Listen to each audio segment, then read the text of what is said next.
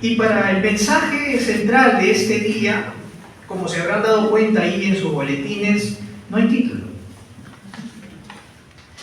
Y conversando también con los hermanos, yo les dije, sí, yo tengo un título incluso acá en mis hojas de notas, pero yo no les he dado el título a ustedes porque quiero que ustedes le pongan el título a este mensaje una vez que lo terminen de escuchar. Así como tenemos nuestras Biblias, y generalmente las editoriales les ponen los subtítulos para separarlos y entender cada tema, ¿no? Pero es un título fijo. Así también cuando se entregue el mensaje a cada uno de ustedes cuando lo comparten a otros, no lo van a compartir tal y cual, ¿no? Lo han escuchado de mí, sino que también el Espíritu los va a direccionar a ustedes a entregarlo a otros de una manera diferente, pero con la esencia de las Escrituras. Entonces es por eso que deseo que siempre compartan el mensaje y hagan suyo el mensaje del Señor. Entonces ustedes le pongan el título que ustedes crean conveniente. La lectura que vamos a exponer el día de hoy es Lucas capítulo 18 del 9 al 14, y quiero comenzar con una introducción hablando acerca de este capítulo, hermanos. Y el Señor Jesús se está dirigiendo hacia Jerusalén, y vamos a ver que Lucas, así como los demás autores de los evangelios, tiene un enfoque especial acerca de Jesús. Nos presenta a un Jesús Salvador, ¿verdad? ¿Sí? Como el Hijo del Hombre. Pero quiero que a través de estos párrafos en este capítulo veamos algo acerca de Jesús para con nosotros. Al comenzar, los primeros versículos del 1 al 8, ¿a quién identificamos? ¿A qué personaje nos está haciendo resaltante ahí? ¿Ah? ¿Pueden ver ahí en sus Biblias? La viuda. A la viuda, a la pobre viuda que clama por justicia. Ahora vamos al siguiente párrafo, el segundo párrafo del 9 al 14, que es nuestro tema de hoy. ¿En quién se hace ese énfasis? ¿A quién notamos incluso un poquito más? Al publicano, al cobrador de impuestos que oraba humillado, ¿verdad? En el tercer párrafo, del 15 al 17, ¿de quién nos habla? ¿Quiénes aparecen en grupito? El grupo de niños que fueron traídos para ser bendecidos. Al cuarto párrafo, del 18 al 30, ¿quién se acerca al Señor Jesús? Un joven rico, ¿no? A quien se le dice que entregue todos sus bienes a los pobres y le siga. Y el quinto, del 31 al 34, ¿a quién se le ha entregado el Hijo del Hombre? A los gentiles, ¿verdad? A los no judíos. Como sexto párrafo, versículos del 35 al 43, ¿a quién encontramos junto al camino? A un mendigo ciego. Y si yo les pregunto, ¿qué tienen en común todas estas personas? ¿Qué me dirían?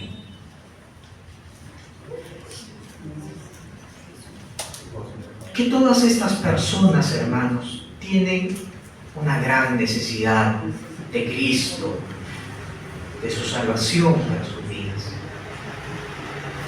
De manera que Lucas no solamente nos habla de Jesús como el Salvador de los judíos, sino también de todos. Es nuestro Salvador universal, y que alcanza no solamente a un rico, sino también a una viuda, no solamente a aquellos cobradores de impuestos, sino también a un grupo de niños,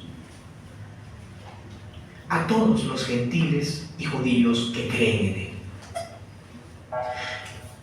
Y quizás si algunos en algún momento hemos leído superficialmente esta lectura del fariseo y el publicano, pensando de que el Señor me va a enseñar a cómo se acerca a tratar con gente adinerada, como era el cobrador de impuestos, o cómo el Señor se acerca a tratar con los académicos y los doctos, como era el caso del fariseo, quizá. Pero hermanos, en realidad se trata de ti, se trata de mí, se trata de todos aquellos que necesitan de su gracia salvadora. Se trata de aquellos también que una vez rescatados y salvados, ven la necesidad constante de su gracia en sus vidas para examinarse a sí mismos y de su poder, porque es la única manera en la que somos transformados más y más a su carácter. Y vemos que el Señor es el que siempre toma esa iniciativa de venir a nosotros, mueve nuestros corazones, desea que seamos diferentes en nuestra manera de pensar, en la manera en que expresamos lo que sentimos, en nuestras actitudes y toda conducta, hermanos. Y esto no solamente es para estar en forma individual, sino en comunidad. Si nos damos cuenta, estaba en el templo el fariseo solo.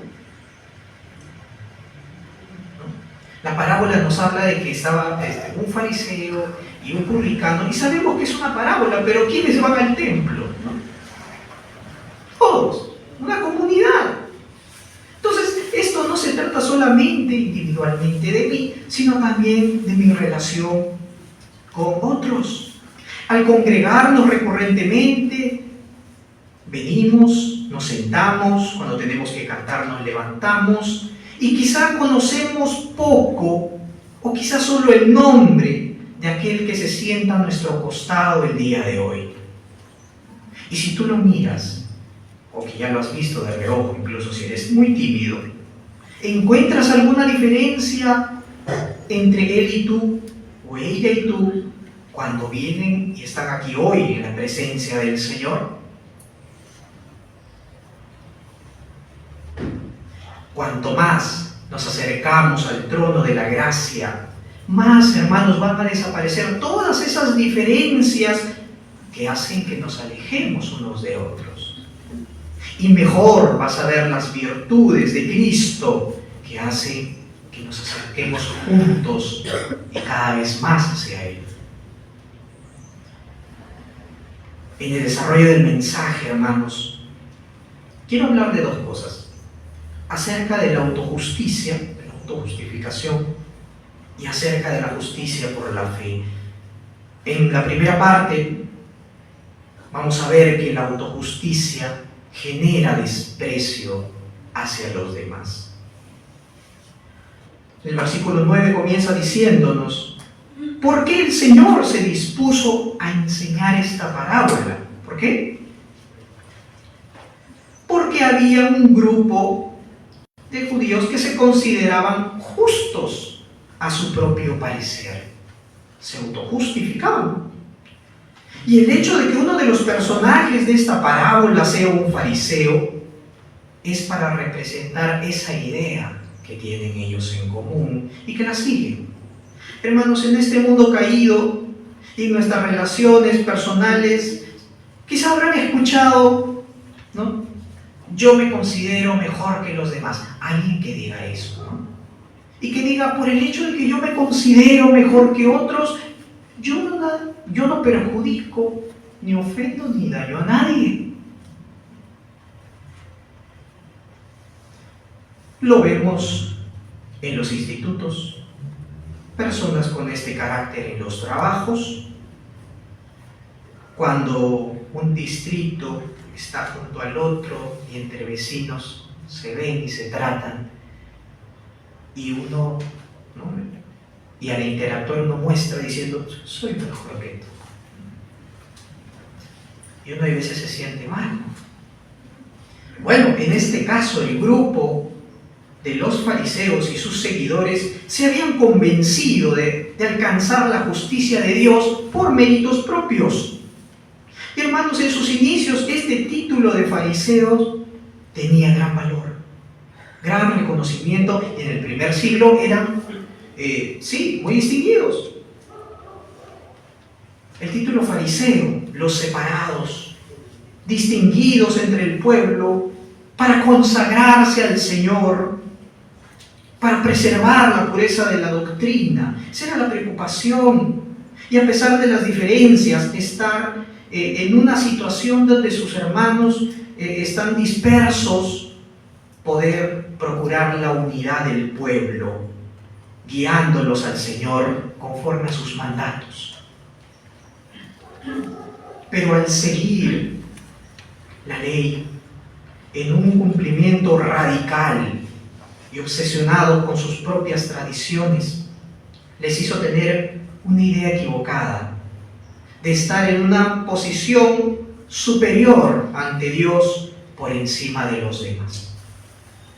Hermanos, la autojustificación es injusticia en todos nuestros tratos. No parece, pero comienza a mostrarse de esta manera. Y la palabra menospreciar, cuando ustedes la buscan en el griego, van a encontrar que no solamente se refiere a un hecho de desprecio rotundo, sino que es como considerar a los demás como nada, o como si no tuvieran ningún valor, afirmando que eran superiores, creyéndose sabios, se volvieron necios, como dice Romanos 1:22. Y terminaron por, en lugar de ser considerados, seguir siendo considerados como los separados, los fariseos consagrados al Señor, a no solamente unir al pueblo, sino a distanciarlos por medio de sus reglas.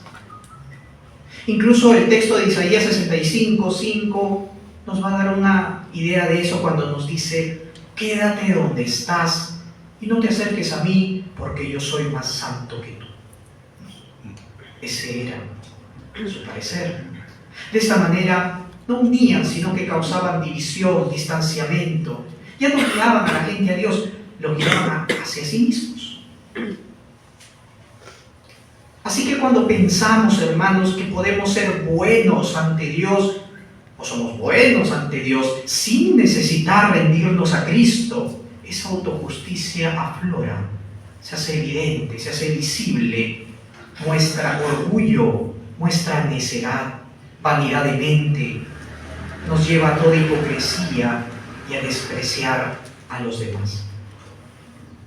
Que Dios nos libre, nos guarde de estas cosas, hermanos, cuando nos lleva siempre a examinarnos a nosotros mismos, porque estos son frutos y obras de la carne que llevan a la condenación. Ante esta realidad, hermanos, las Escrituras nos revelan que Cristo es el único justo, bueno, santo. Y a pesar de su justicia y santidad, no nos despreció. A pesar de que el hombre ha caído, está corrupto, bajo pecado, Él no nos castigó eternamente como lo ameritábamos, sino que nos hizo partícipes de su justicia por la fe. De manera que la autojustificación, hermanos, no une, separa, nos priva de toda buena comunión. Pero la justicia por la fe en Cristo nos mueve a la humildad y nos mueve a valorar, a apreciar a los demás. Filipenses 2, del 3 al 8, nos va a decir: no hagan nada por contienda o por vanagloria. Al contrario, háganlo con humildad, considerando a cada uno a los demás como superiores a sí mismos. No busque cada uno su propio interés, sino cada cual también el de los demás. Que haya en ustedes el mismo sentir que hubo en Cristo Jesús, quien siendo en forma de Dios no estimó ser igual a Dios como cosa a que aferrarse, sino que se despojó a sí mismo y tomó forma de siervo y se hizo semejante a los hombres.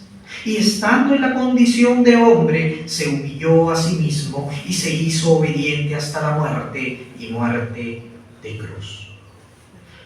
Hermanos, Cristo se humilló por nosotros. Él sí podía jactarse de ser mejor que cualquiera. pero tomó ese rol de siervo y vivió entre nosotros. Y ahora se convierte en nuestro modelo de humildad. De manera que ya no tenemos que estar comparándonos con otros hermanos para subir nuestra autoestima o nuestro ego. Comparémonos con Cristo. Eso va a generar humildad en nosotros. Corrijamos con mansedumbre toda actitud de orgullo que encontremos en nuestros hogares, en nuestros trabajos. Incluso si venimos a la iglesia y estamos orando, y quizá algún hermano ore más alto que uno y llegue a escuchar los susurros, ¿sí? Incluso. Y si de alguna manera notas que está encaminándose mal, tú tienes la responsabilidad de poder encaminarlo para bien. Todos nosotros no somos invulnerables a ser como los fariseos. En su momento fueron grandemente reconocidos, pero como ese título ya no se recuerda más así, sino como la hipocresía. Llegamos a leer el Nuevo Testamento y de frente decimos, sí, los fariseos son malvados, despreciables, pero en su momento no fueron así en sus inicios. Por tratar de acercarse y consagrarse más al Señor y de evitar la corrupción por la cultura griega, se embotaron a sí mismos en esa obsesión. Cuidémonos de los extremos, hermanos. La autojustificación nos priva de eso, divide, nos vuelve insensibles. De esta manera, hermanos, en su muerte, en la muerte de Cristo, el Padre nos imputa la justicia de Cristo. Castigó al Señor Jesús en la cruz en nuestro lugar y ahora nos da la bienvenida como parte de su familia. Un corazón regenerado por la fe en Cristo Jesús ahora no distancia, no discrimina, sino que se preocupa por el débil en la fe. Es movido también a preocuparse y vigilar el desarrollo espiritual, a motivar a otros en amor. Así es nuestra comunión cristiana, hermanos, y que se va fortaleciendo en el trato unos con otros. Queridos hermanos, si alguien de ustedes es conocido en su familia, en su trabajo o dentro de la iglesia y ostenta un buen nombre, ¿no?, por causa de su fe y que está porque ha dado fruto, sean conscientes más y cada vez más de la obra de Cristo y su sacrificio en la cruz. Quizá en tu familia tú seas conocido como un onesíforo, que significa aquel que es de gran provecho, que trae gran provecho. Eres considerado así. Guarda tu corazón, entrégaselo al Señor. En tu iglesia quizá eres un Epafras, a quien Pablo consideró consiervo amado, fiel ministro. Considera ese título, aprécialo, hermano. En tu barrio, con tus vecinos, quizás seas un Tito, alguien honorable, alguien que de verdad no solamente se preocupa por vivir una vida moralmente buena, sino que se preocupa por honrar a Dios sobre todas las cosas. Como segunda parte, la justicia por la fe en Cristo nos acerca a muchos, hermanos, y vemos ahora que cuando estos dos hombres en la parábola se acercan al templo a orar, uno era fariseo, el otro cobrador de impuestos, y vemos el contraste de sus dos oraciones, ¿verdad? Pero yo quiero, en esta ocasión, ponerlos en qué es lo que el Señor, cómo resultaría si el Señor a estos tipos de personas que se acercan a orar con la actitud del fariseo y con la actitud del publicano, ¿cómo será el día final cuando el Señor los llame ante su presencia, y al rendir cuentas por cada cosa hecha, van a también a rendir cuentas en la manera en que se acercaban ante Él en su templo. Puedo comenzar diciendo: tú, oh fariseo, creyente, fervoroso, a tu parecer orabas en las sinagogas, en las calles, incluso venías al templo, a la oración, en el momento más concurrido, pensando que así tu oración sería más escuchada y más efectiva, con mayores resultados. Mientras te acercabas al templo, tenías que pasar por el atrio de los gentiles.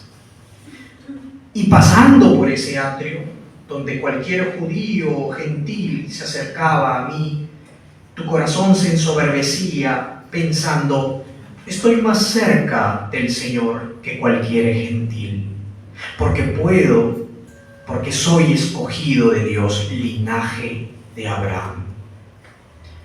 Dejando a los gentiles atrás, continuaste y subías las escalinatas hacia el atrio de las mujeres, que era solo accesible a los judíos. Continuaste pensando: sigo estando aún más cerca de Dios, porque soy superior a todas estas mujeres, pues Dios me hizo varón. Seguiste adelante hacia el atrio de Israel, hasta donde solo podían llegar los varones judíos, y lo más cerca que podías estar del altar. Y dijiste en tu corazón: Dios mío, te doy gracias porque no soy como los demás, que son ladrones, injustos y adúlteros. Ni siquiera soy como este cobrador de impuestos. Ayuno 2 veces a la semana y doy la 10ª parte de todo lo que gano. Esta oración era una oración que era como resultado de haber escuchado otras oraciones. Cuando nosotros aprendemos a orar, lo aprendemos incluso escuchando a nuestros maestros, a nuestros hermanos, que incluso nos son de gran ayuda en nuestro crecimiento espiritual. Y los fariseos se habían acostumbrado a orar de esta manera, agradeciendo a Dios por no ser como gentiles, por no ser como los esclavos ni como mujeres. Y habían aprendido esta manera de orar. Por eso, abramos bien los ojos, nuestros oídos, preocupémonos por nuestros hermanos, por nuestra congregación, y atendamos las necesidades importantes.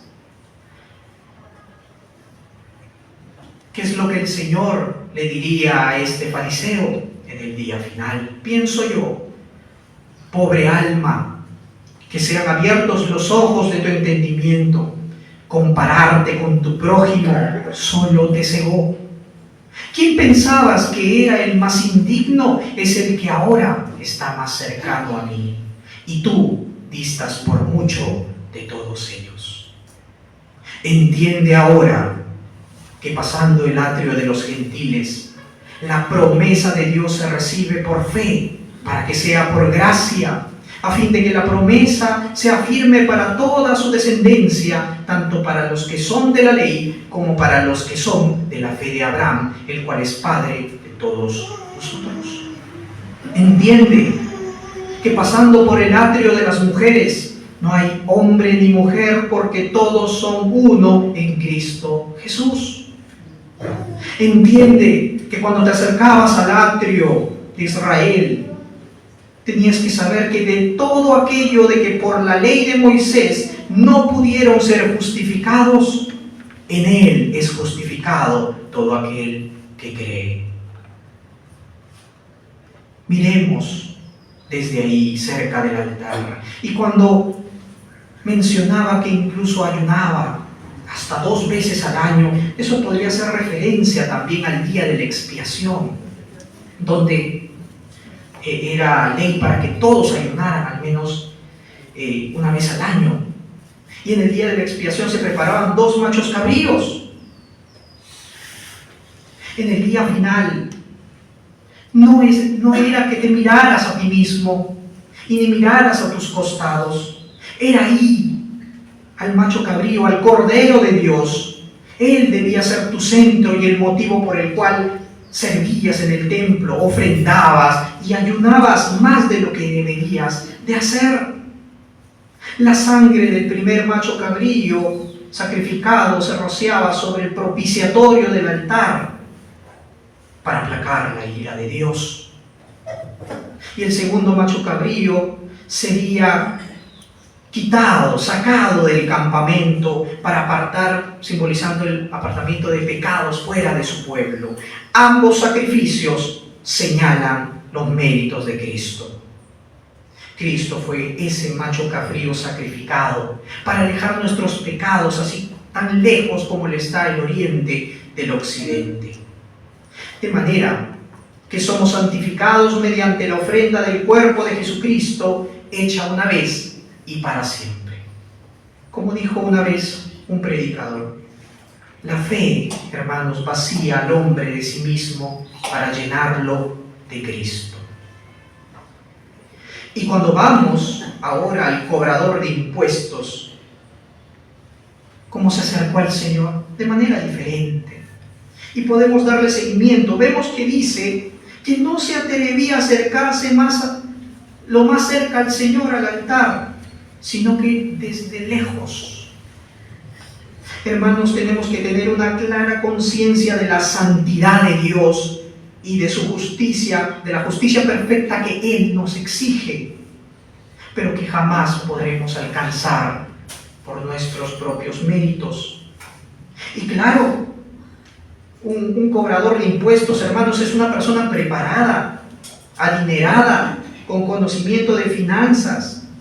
Pero aún así, en esta parábola, este cobrador se consideraba menos que otros que se acercaban al templo. Incluso, pienso yo, que menos que sus propios colegas publicanos.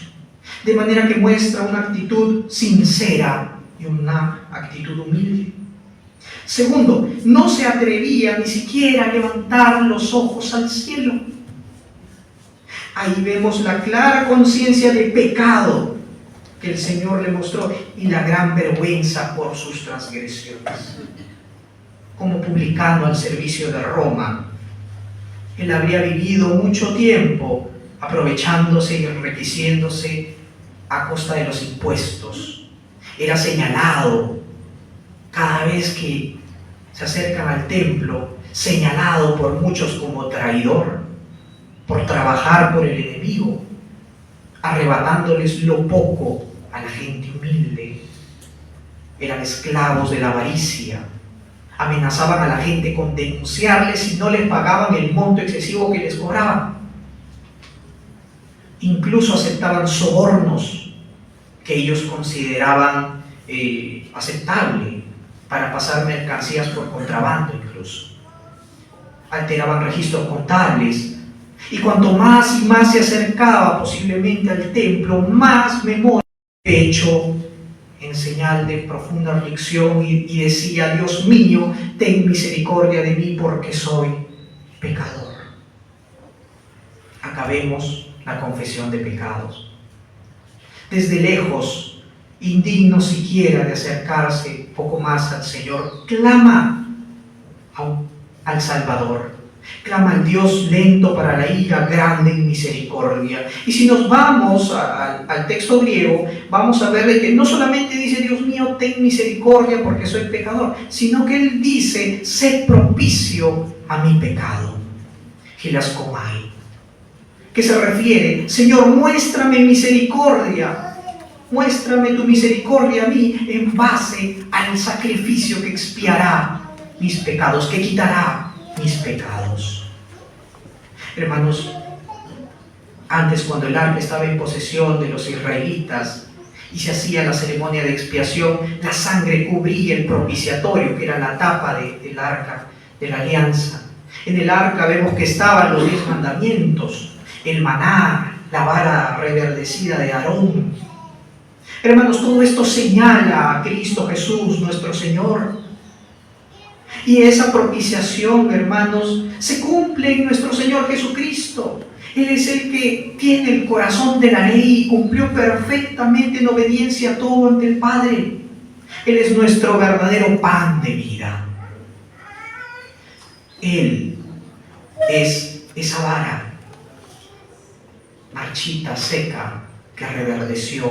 Él murió en la cruz, pero resucitó en gloria.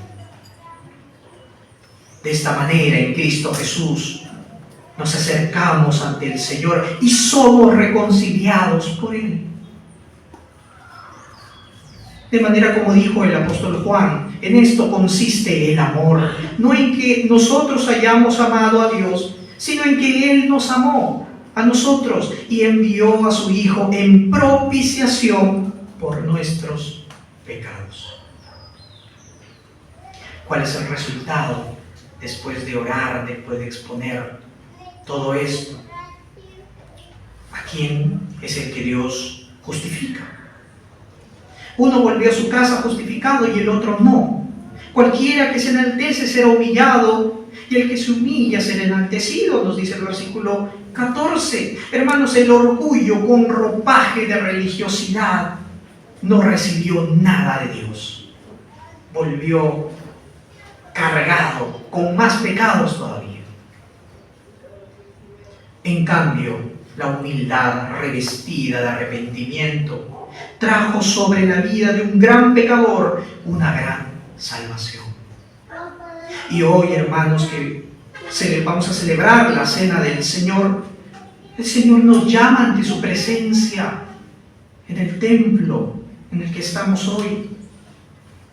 ¿Con qué actitud, con qué corazón nos acercamos hoy? ¿Como el fariseo o como el cobrador de impuestos arrepentido?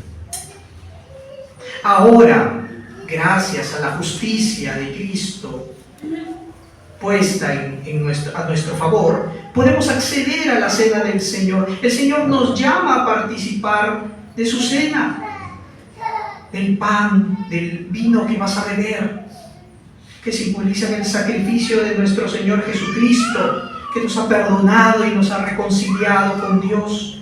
De esta manera, a través de este sacramento, nos fortalecemos, nos nutrimos, crecemos más en comunidad y a la par somos un sacrificio ofrecido para el servicio de Dios. De manera que ahora, hermanos, su gran perdón ha quitado toda aflicción y culpa de nuestras almas. Ya no estamos bajo condenación. Ahora lo que predomina en nosotros es la paz de Cristo, que el incrédulo jamás va a poder recibir si rechaza su gracia. El humilde se reconoce a sí mismo y busca exaltar a Cristo como su Señor y Salvador, quien lo ha dotado de un nuevo corazón para servir. Esta persona será exaltada por Dios, porque cumplirá su voluntad y dará gloria a su nombre. Queridos hermanos, acompáñenme a orar. Amado Señor, Dios eterno, te damos gracias. Gracias porque has sido propicio a nuestros pecados. No has considerado nuestras rebeliones, Señor, sino que las cargaste a la cuenta de Cristo, quien se entregó por nosotros en la cruz. Nos has hecho conscientes de nuestra maldad. Hiciste en tu gracia confesáramos nuestros pecados y nos aceptaste, tú el santo y justo de la gloria. Nos amaste y ahora nos capacitas tu espíritu para poder servir, amar y unir a más personas. Gracias, Señor.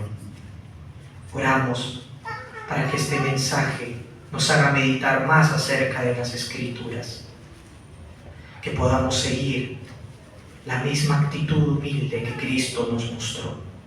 En el nombre de Jesús oramos. Amén. Amén.